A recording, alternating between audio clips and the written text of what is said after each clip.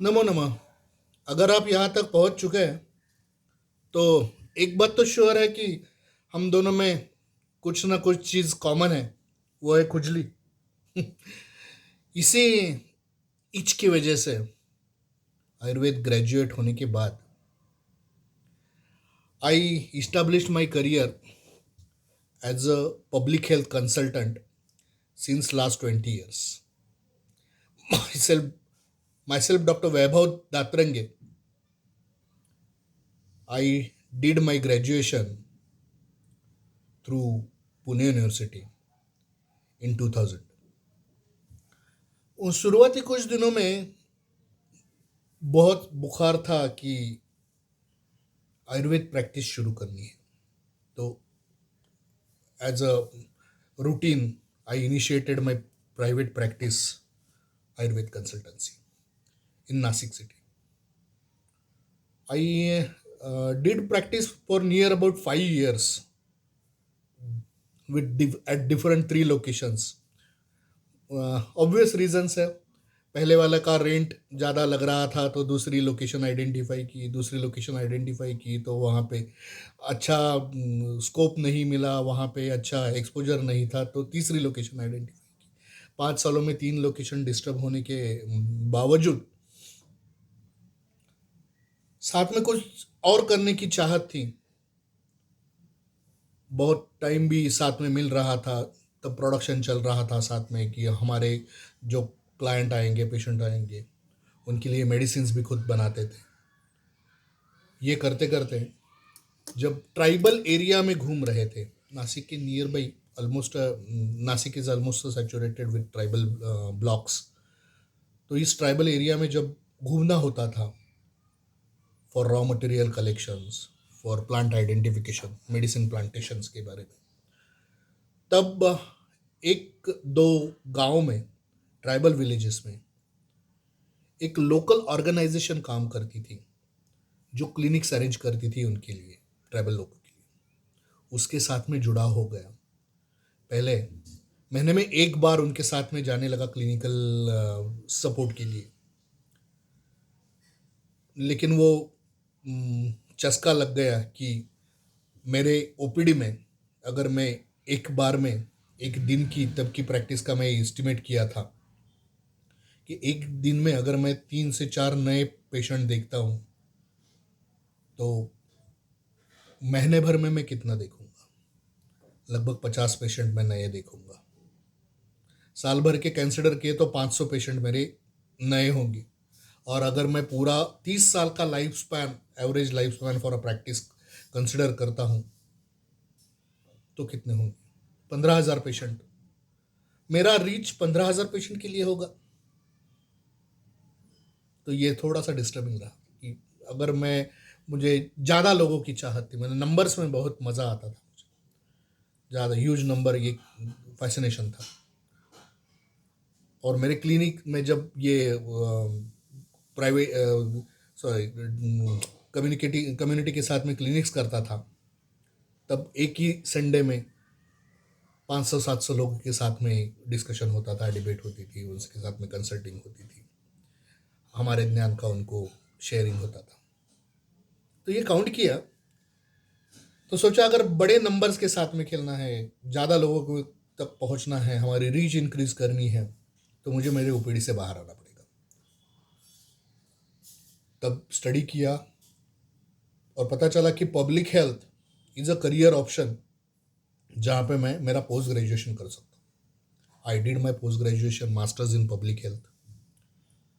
और वो करते समय एक एनजीओ के साथ में ज्वाइन हो गया। मेरे पहले प्रोजेक्ट में मेरी इफेक्टिव पॉपुलेशन थी 35,000। वो था home based newborn care project, जो डॉक्टर अभय बंग जी का प्रोजेक्ट था, उसका एग्जीक्यूशन था। तो ये नंबर्स का फैसिनेशन मुझे यहाँ तक लेके आया कि मैं मेरी प्रैक्टिस को कन्वर्ट करके मैं I work as public health consultant for the community.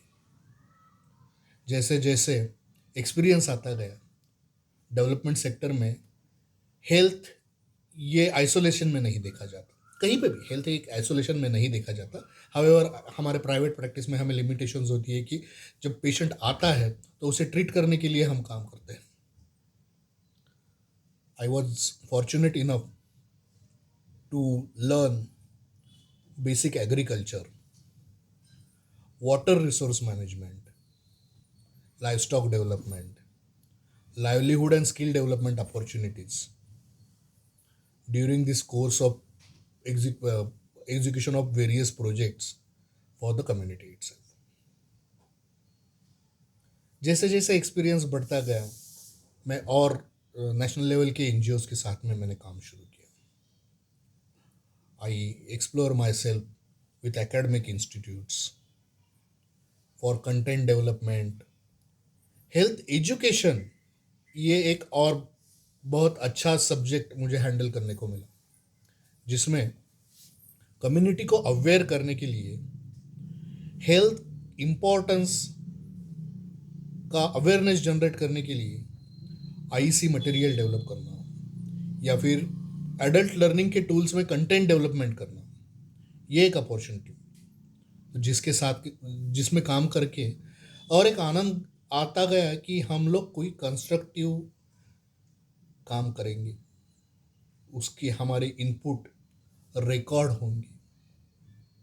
यहाँ पे सबसे ज़्यादा इम्पोर्टेंट या सबसे ज़्यादा महत्व आ गया वो आ गया डेटा को, नंबर्स को, स्टैटिस्टिक्स, रिसर्च, इकोनॉमिक्स। ये बातें मेरे ग्रेजुएशन कोर्स तक मैंने कहीं नहीं पढ़ी थी। वेरी फ्रेंकली स्पीकिंग, मैंने कंप्यूटर को भी हाथ नहीं लगाया था मेरे ग्रेजुएशन कोर्स में। I am not a formally trained computer techno savvy person. लेकिन जैसे ये काम शुरू किया तब मैक्सिमम काम था जो डेटा के साथ में था, डेटा हैंडलिंग था, डेटा मैनेजमेंट था। उसके लिए कंप्यूटर्स की और बहुत सारे ऐप्स की या बहुत सारे सॉफ्टवेयर्स की मदद लेनी पड़ी।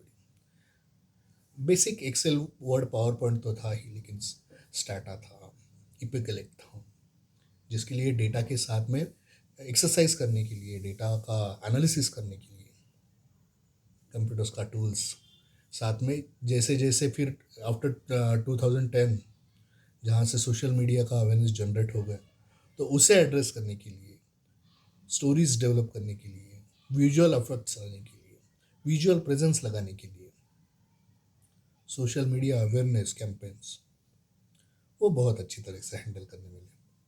ये एक्सपीरियंस यहाँ तक भी लिमिट नहीं है, ये करियर अपॉर्चुनिटीज़ या फिर इसमें और क्या क्या ऑप्शंस हो सकते हैं, ये अनलिमिटेड है। हम लोग बहुत सारी चीज़ें मिस ही कर जाते हैं हमारे ग्रेजुएशन पीरियड्स में, जिसको देखते भी नहीं है। मैं एक जस्ट एग्जांपल सुना सकता हूँ कि अगर हमारे ड्यू कोर्स में, हमारे आयुर्वेद प्रैक्टिस में अगर हम लोग 200 मेडिसिन अगर इस्तेमाल करते हैं, इसमें से लगभग 50-60 हमारी रॉ मटेरियल या यूनिक फॉर्म में रहेगी, सिंगल फॉर्म में रहेगी, एकल द्रव्य रहेंगे। तो एकल द्रव्य में से only right now only 20% are there जिसका कल्टिवेशन होता है, और 80% ऐसी मेडिसिन है जो अभी तक टिल डेट सिर्फ जंगल से रॉ मटेरियल अबेंडेंटली अवेलेबल है, वहाँ से लिए जाते हैं, कलेक्ट किए जाते हैं। ये कलेक्शन मैकेनिज्म अनऑर्गेनाइज सोर्स है, ये बस एंसेस्टर से आता है। उसका बेटे को पिता बताता है, दादाजी बताता है कि भैया ये चीज़ को ऐसे कहते हैं, उसको ऐसे पकड़ना है, ऐसे ड्राई करना है और ऐसे बेच देना है। There are no set traditional practices yet followed. SOPs बना है, लेकिन वो फॉलो होते कि नहीं देखने वाला मैकेनिज्म कोई नहीं है, स्टैंडर्डाइजेशन नहीं है।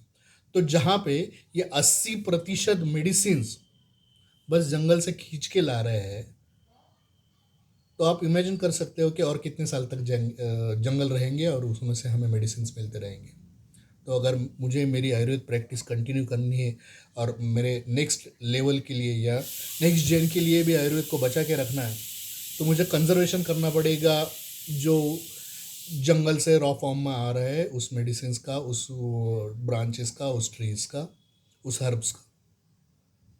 आई have huge option to work on. Land available होगी तो बहुत सारे तो हमारे किसान खलिहान भाइयों के फ्रेंड्स होंगे मेरे साथ में। वी कैन चूज 2 और 3 एंड स्टार्ट कल्टिवेटिंग देम. खुद के मेडिसिन बनाएंगे, खुद ही यूज़ करेंगे, उसके रिजल्ट भी आएंगे, क्योंकि वी विल बी इंश्योर्ड कि च्यवनप्राश का तो सबको पता है कि जब हम बनाते हैं तो उसका रिजल्ट बहुत डिफरेंट आता है, और जब मार्केट से लाते हैं तो उसका रिजल्ट बहुत डिफरेंट आता है. That's the fact. एक सिंपल सा एग्जांपल दिए. ऐसे ही बहुत सारी चीज़ें हैं जो डिस्कस होती रहेगी. जब जब समय मिलेगा तब तब हम बात करते रहेंगे. आप भी अपने क्वेश्चंस पूछते रहेंगे. सी यू.